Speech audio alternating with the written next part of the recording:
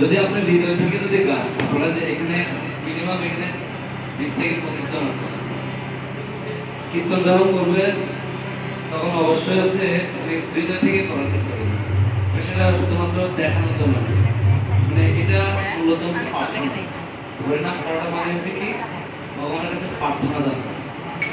তো এই প্রার্থনাটা যদি আপনার ভালো না হয়, এই প্রার্থনাটা যদি আপনি হৃদয়কে যদি কোনো রকম গাফিলতি করেন, তাহলে আমরা এখানে যে আসলাম আজকে একাদশী তিথিতে, একাদশী তিথির নাম থেকে পাপ মোচনে একাদশী, পাপটা মোচন হয় সেটা পকেটে করে নিয়ে যাবে, বোঝা গেল?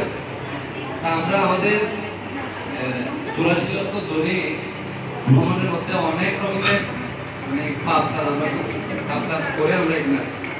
তো এগুলো একদিনে দুদিনে এখানে থেকে আমাদের শরীর থেকে চলে যাবে।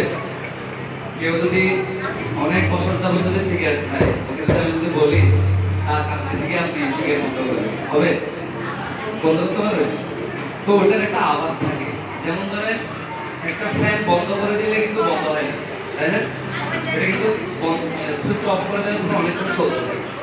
ঠিক তদ্রুপ আমরা যদিও বা 84 লক্ষ জমি ভ্রমণ করে আমরা এখানে আসছি, আমরা কিন্তু শুভক্তি করলেও আমাদের সব কিছু কিন্তু কি হয় না, মুছে যায় না, কিন্তু আমাদের এখনো কিছু রেশ আমাদের রয়ে গেছে।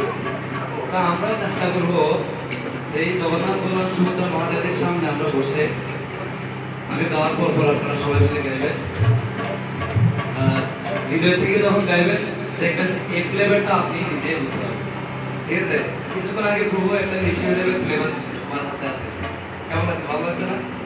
তো এটা কিন্তু বোঝানো যায় এই ফ্লেভারটা এরকম, এটা গোলাপ ফুলের ফ্লেভার দিচ্ছে। মাত্র যে মোবাইল ফোনে কথা বলবেন না ছবি, তো আমরা যদি ফ্লেভারগুলো আমি বলতে পারি, কিন্তু কৃষ্ণের সাথে আমাদের যে সম্বন্ধ, সেই সম্বন্ধের ফ্লেভারটা কিন্তু আপনি বলতে পারবেন, কিন্তু আপনার হৃদয়ে যে আনন্দ সেটা আপনি কাউকে বোঝাতে পারবেন। বোঝা গেছে? আমরা যখন পরীক্ষাতে পাশ করি তখন কিন্তু আমরা বলতে পারি কে আমার ছেলে পাশ করছে, আমার মেয়ে পাশ করছে, মানে একটা আনন্দ। কিন্তু আপনার ভগবানের সাথে যে আপনার সম্পর্ক, সেই সম্পর্ক যখন জোরালো হবে, যখন আপনার সাথে হাত টু হাত কাজ হবে, তখন এই আনন্দ আপনি কাউকে বোঝাতে পারবেন, কিন্তু আপনি সদা সর্বদা কি আনন্দে থাকবেন।